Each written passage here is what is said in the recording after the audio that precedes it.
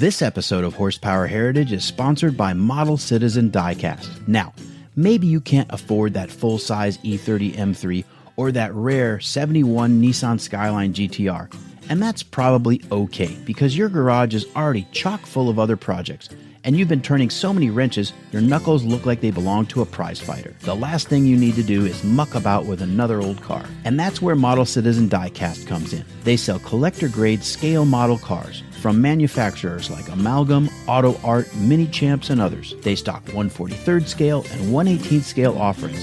From street cars to race machines, from pre-war classics to brand spanking new cars, Model Citizen Diecast has something for just about every interest and price range. Shop their online catalog at modelcitizendiecast.com or check out their Instagram page at Model Citizen Diecast. Model Citizen Diecast, because your inner child still wants to play with cars.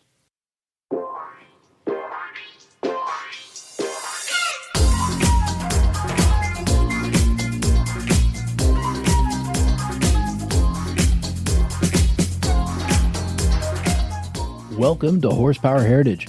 My name is Maurice Merrick, and greetings to all of you listening from faraway places like Willow Grove, Pennsylvania, Smyrna, Georgia, Palestine, Texas, Eagle, Idaho, Ontario, Canada, Barquisimeto, Venezuela, Ramstein, Germany, and last but not least, Brussels, Belgium.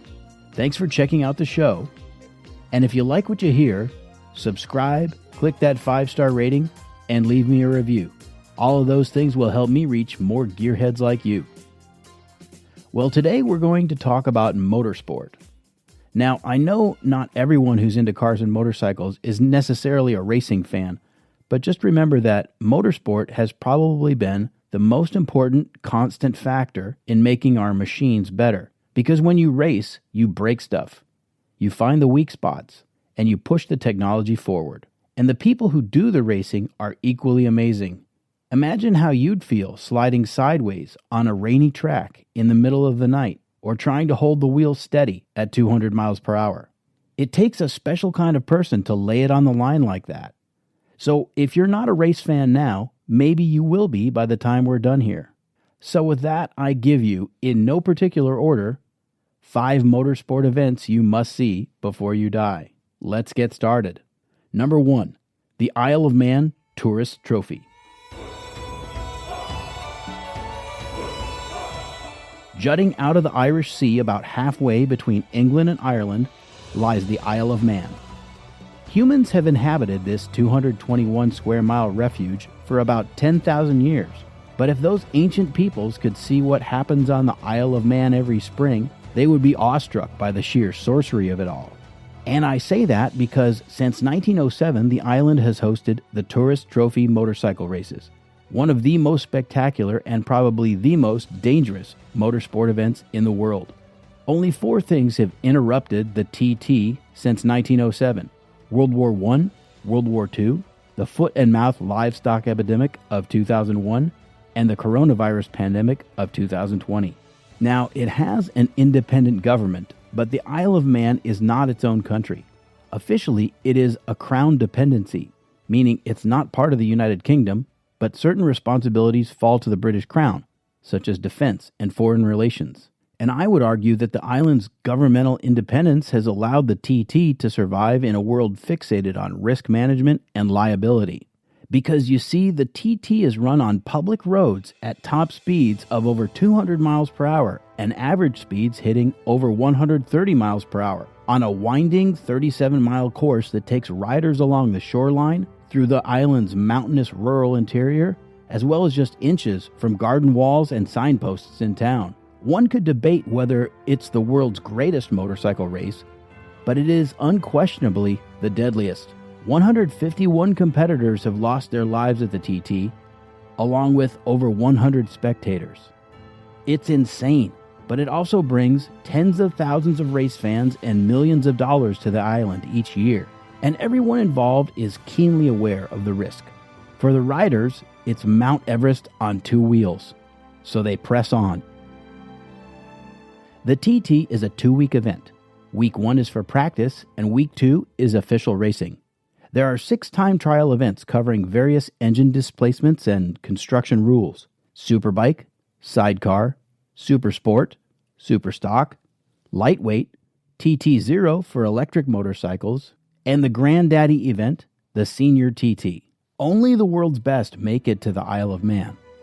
Legends like John Surtees, Mike Halewood, and the great Joey Dunlop, a soft-spoken Irishman who won a total of 26 TT races over the years. The riders aren't in it for the money. The top prize money for 2019 was just £18,000 sterling, or just under $24,000. And it's one of the most up-close and personal experiences you could want as a spectator, because you're allowed in the paddock to see the bikes and their crews and come face-to-face with the riders. The official scoreboard is still handled the old-fashioned way, with lap times hand-painted on individual slates. Boy Scouts run the slates between the control tower and the scoreboard, handing them off to the board operators. And during the races, you can sip a pint within arm's length of the bikes and feel the rush of air as they rocket past you. There are plenty of places on the Isle of Man to see the races, whether it's in the island's interior, whether it's in town or out in the countryside. People gather along the road all over the island to watch the riders fly past. So if you're a motorcycle fan, you've got to see the Isle of Man TT. Number 2, a Grand Prix race. We all know the names of legendary Grand Prix circuits like Monaco, Spa-Francorchamps, Monza, Silverstone. Everyone seems to have a favorite, but I think that's often based on television viewing because being there is more complicated. Now, when I say Grand Prix, after World War II, Grand Prix cars were developed into a formula. Essentially, Grand Prix racing became Formula One. There are currently 22 Formula One races on the calendar for 2021, and obviously no two overall experiences would be alike. But when you start looking at travel expenses, accessibility, and the actual race viewing experience, my best all-around pick would have to be the Mexico City Grand Prix, which, by the way, is a new name for an old race. It was historically the Mexican Grand Prix. First, let's talk about the circuit. The Autodromo Hermanos Rodriguez is located at the city's massive sports complex, and it first hosted the Mexican Grand Prix in 1963. It's named in honor of Ricardo and Pedro Rodriguez, native sons of Mexico City. Ricardo was killed during a practice run at the track in 1962 when the rear suspension of his Lotus failed at speed. And sadly, Pedro died in Germany in 1971 when his Ferrari hit the wall and caught fire. Pedro was a fantastic driver with many wins under his belt, and Ricardo certainly had great potential. Over the years, the Mexican Grand Prix has had some long absences on the F1 calendar. In the early years, they had trouble managing the huge crowds, and later they had difficulty in keeping up on maintenance for the track. But the race returned in 2015 after the track and surrounding facilities were fully renovated. F1 fans now consistently rank this track as one of their favorites. There's not a bad seat in the house, and the atmosphere in the crowd is communal and very enthusiastic. It's also a very accessible venue, just minutes from the airport and many hotels. There's even subway access to the sports complex. And as world capitals go, Mexico City is also a surprisingly good value, even if you will pay a substantial amount for the race itself. Restaurants, nightlife, cultural attractions, and most importantly, the warm spirit of Mexico City combine to make the whole experience of this Grand Prix race a winner. Number 3, Goodwood Revival. During World War II, the Royal Air Force established numerous airfields for perimeter defense, and one such airfield was built at Goodwood Estate, situated in West Sussex in the south of England. This was RAF West Hampnet, and it served as an auxiliary and emergency landing strip for Allied air crews until the war's end. In 1948, the landowner, Frederick Charles Gordon Lennox, 9th Duke of Richmond, built a racing circuit around the airfield. Freddie, as he was known, had been a racing driver in the 20s and 30s. The Goodwood circuit was active through the mid-1960s, playing host to greats like Jim Clark, Graham Hill, and Mike Hawthorne. And it was at Goodwood that Sterling Moss had his near-fatal crash in 1962, which ended his career. And sadly, it was also the place where 32-year-old Bruce McLaren was killed in 1970 while testing a new Can-Am car. Goodwood closed to regular racing in 1966. But in 1998, the course came to life again, thanks to Freddie's grandson, Charles March, 11th Duke of Richmond. And so the 3 days of the Goodwood Revival celebrate the circuit's original era, 1948 to 1966. And cars and motorcycles from that period are enthusiastically flogged around the track, often by the top personalities in motorsport like Dario Franchitti and Troy Corser. Goodwood might be the only place on earth that you'll see a Ferrari 250 GTO worth tens of millions spin onto the grass and into the wall. But you'll also see Mini Coopers, Ford Galaxies, BMW 1800s, Alfa Romeo Giulias, and many other everyman racers do battle.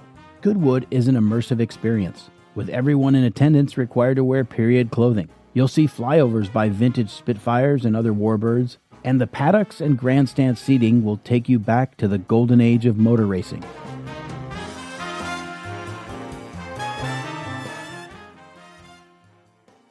Number 4. A Baja off-road race. Well, you've probably seen The Great Escape or Bullet, two great Steve McQueen films. One of McQueen's best friends was a stuntman in both of those pictures. But before his Hollywood stunt work, he was an off-road motorcycle racing pioneer and a Triumph and Honda dealer. His name was Bud Eakins. In 1962, Bud's relationship with the American distributors of Honda motorcycles led them to ask if he would help them test their new CL72 Scrambler on a long-distance run down Mexico's Baja Peninsula. Eakins decided not to make the run himself because he couldn't risk his relationship with Triumph. And at that time, Honda was a newcomer to the American market. But he did help plan the test route, Tijuana south to La Paz, 950 miles of desert sand and rock. The Honda team covered the distance in 39 hours, 56 minutes. And soon others began to challenge that time. And then in 1966, a 4x4 guy named Ed Perlman got together with his buddy Don Francisco, and they founded NORA, the National Off-Road Racing Association.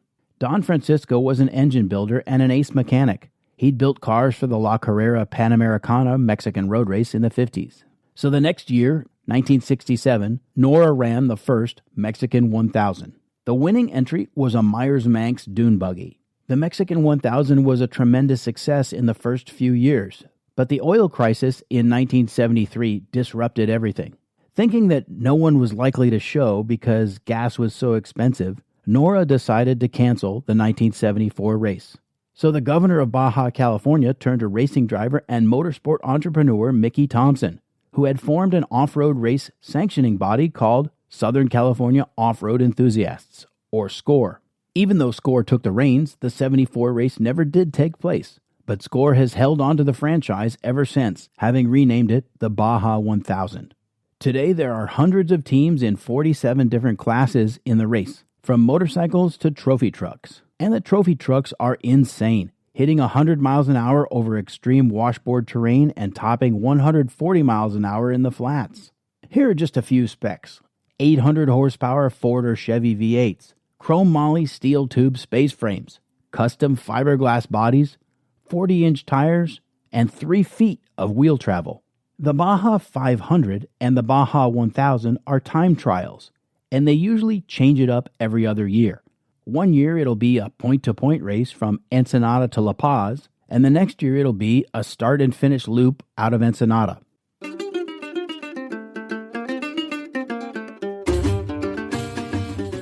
So how do you take part as a spectator in a meaningful way?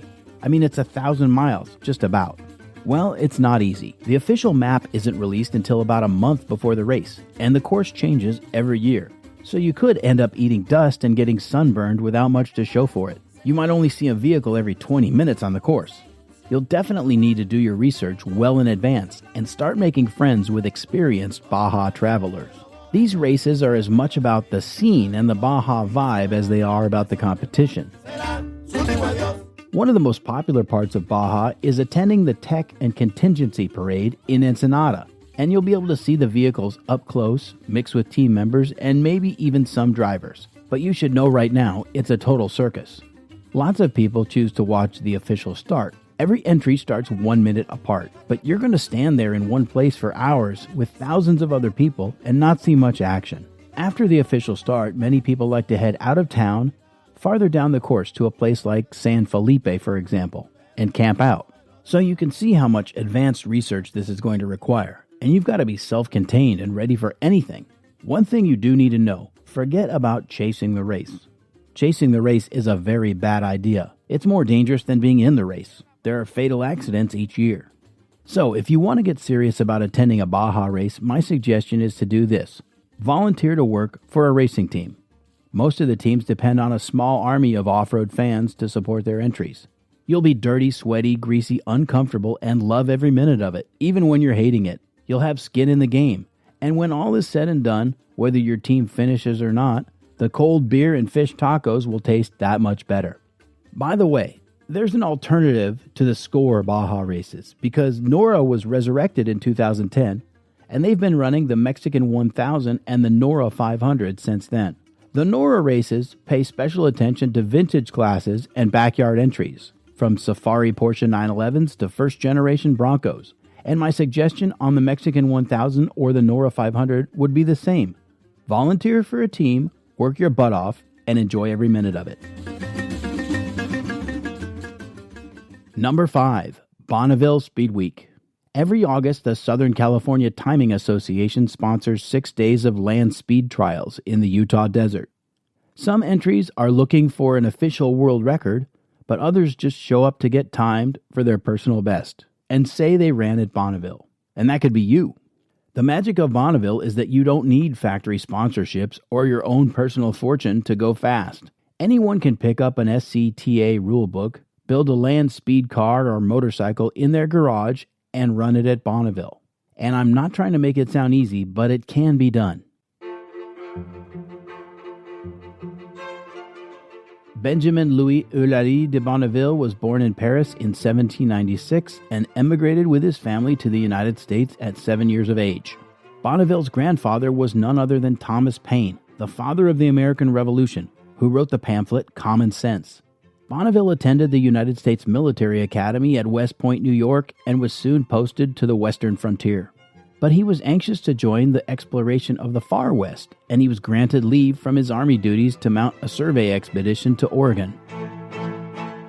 Along the way, members of Bonneville's team surveyed the ancient geologic and glacial remains of a vast inland sea, bone dry and covered in a hard crust of salt. Bonneville himself never saw the salt flats, and in fact, the spot didn't bear his name until 1890, 12 years after his death. Early automobile racers had been using natural tracks like Ormond Beach and Daytona Beach in Florida for their high-speed record runs, but they soon recognized that the dead-level, hard-as-a-rock, unsullied salt surface at Bonneville would be perfect for running their machines flat out.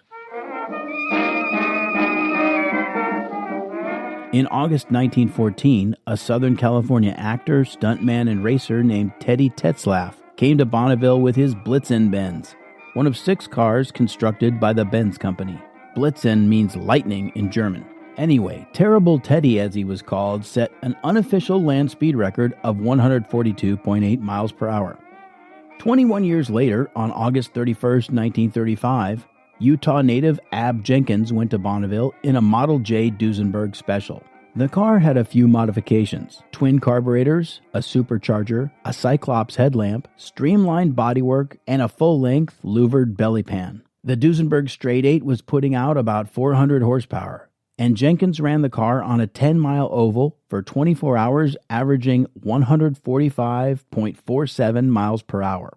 But just days later, on September 3rd, 1935, Englishman Sir Malcolm Campbell became the first man to hit 300 miles per hour in a car, his enormous Bluebird, powered by a 2,300 horsepower supercharged Rolls-Royce V12 aero engine. The Southern California Timing Association had been running land speed events at El Mirage Dry Lake in the California desert since the 30s, and the SCTA began holding events at Bonneville after World War II. Returning veterans were anxious to build their own belly tank racers and souped-up Ford coupes. and the hot rod scene exploded.